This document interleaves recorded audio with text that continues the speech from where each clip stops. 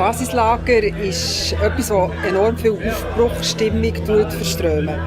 Und das haben wir etwas Positives gefunden, weil wir mit einer Aufbruchsstimmung zu den jungen Leuten gehen, die jungen Leute motivieren, dass sie sich Fragen stellen zu unseren Erden, zu den Ressourcen, zum Ressourcenverbrauch, zu dem, was man machen kann, zum Verhalten generell. Und ich glaube, das ist so gelungen, indem wir hier Leute zusammenbekommen, die miteinander auf einer Plattform diskutieren, argumentieren, Fragen stellen, die man eigentlich sonst nicht so häufig bekommt.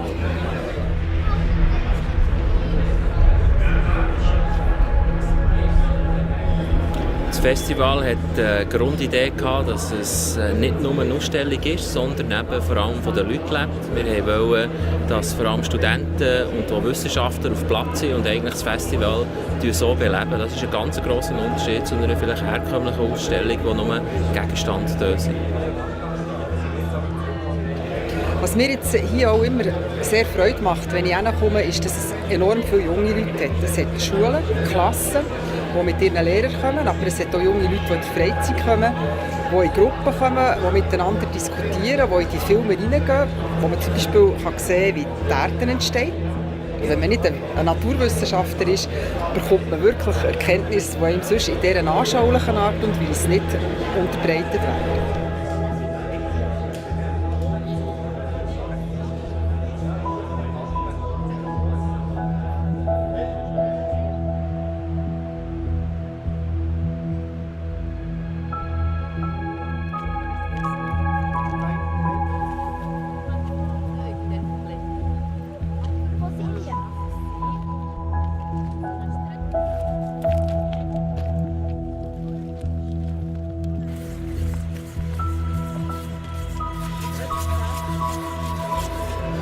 Est-ce qu'un festival qui veut mettre à disposition des données et des connaissances à un public très général, est-ce que ça va hypothéquer le sérieux scientifique ou la rigueur scientifique? Je ne pense pas, parce que les scientifiques qui font l'effort de mettre leurs connaissances à un niveau différent du leur, ils doivent toujours refléter la vérité le plus près possible. Même si on ne donne pas tous les détails, même si le scientifique ne peut pas parler de méthodes qu'il utilise parce qu'elles sont comprises de lui-même seulement, il peut être très sérieux sur les résultats. Il ne va pas modifier les résultats, il va les simplifier, mais il ne va pas les modifier. Donc ça veut dire qu'il aura toute la rigueur scientifique derrière les illustrations ou les exemples qu'il va donner. Et je crois que c'était aussi une des caractéristiques quand on voyait les étudiants qui présentaient les différents stands, les différents modules de Basecamp. Certains se sont informés sur le thème qu'ils devaient discuter avec le public et ils ont réalisé toutes les données scientifiques derrière et sans pouvoir les apporter, ils ont tenu à ce que la rigueur scientifique soit toujours à la base de leurs exemples.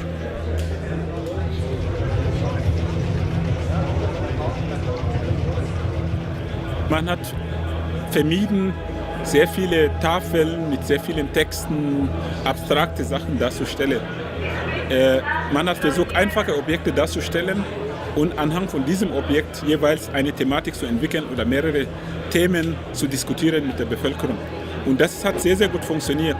Und ich sehe das als Brücke, als Ort des Dialogs. Und so hat es eigentlich sehr, sehr gut funktioniert. Die Leute haben sehr, sehr viele Fragen gestellt. Sie waren auch Feuer und Flamme dabei. Und jetzt ist jeder wird nach Hause gehen mit einer Motivation, entweder nochmal sowas zu machen, von der Wissenschaft aus oder von der Bevölkerung aus. Das ist doch spannend, die Wissenschaft. Wenn sowas noch wieder ist, komme ich wieder und sehe, was die machen. Eindrücklich war in Neuenburg. Viele Leute haben mich gefragt, ist nächstes Jahr wieder ein Basecamp? Und das war für mich ein Zeichen, dass es angekommen ist und dass unser Ziel erreicht war. Ein Ort, wo die Leute gerne kommen, sowohl Wissenschaftler als auch Leute aus der Bevölkerung.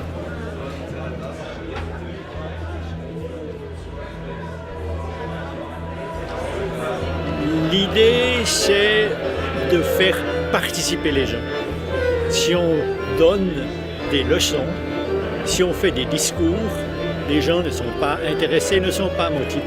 S'ils doivent mettre la main à la pâte, s'ils doivent essayer de faire quelque chose, ils vont se poser des questions, ils vont se dire pourquoi est-ce que je ne comprends pas ceci, je ne comprends pas cela, et ensuite ils vont réagir. Et c'est à ce moment-là que le scientifique doit réagir correctement et de leur dire voilà, avec ma connaissance, je peux ou je ne peux pas répondre à votre question.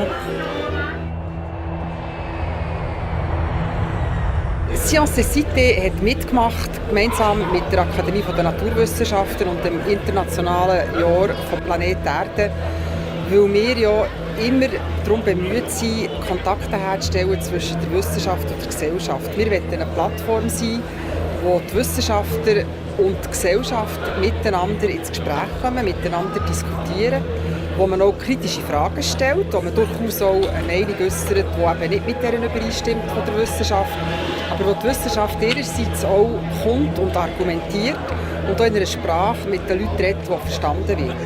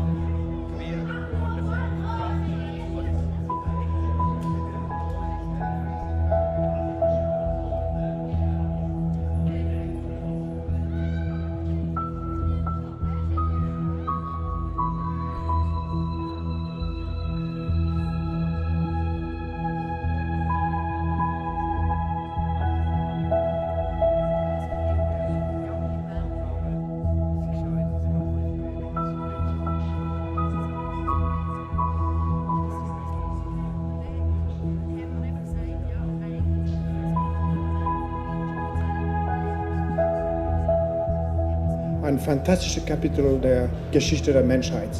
Mit Geschwindigkeit 28.000 Kilometer pro Stunde oder 8 Kilometer in der Sekunde. Und das ist wirklich einmalig.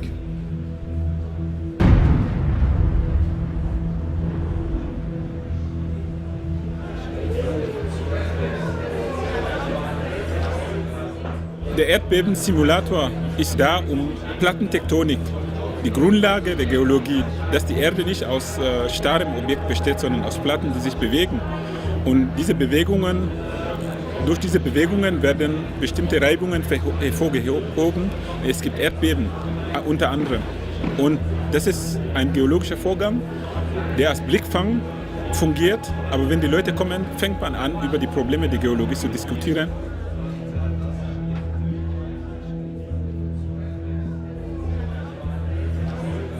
Les thèmes du festival ont été choisis en fonction des grands problèmes de la survie sur notre planète. Il y a des thèmes qui sont liés de façon très spécifique aux sciences de la Terre, mais il y a aussi des thèmes qui sont liés aux sciences biologiques. Les deux choses s'entrecoupent, s'intègrent mutuellement, et c'est important de savoir toutes les interactions d'un côté comme de l'autre qui peuvent conduire à des changements sur notre Terre.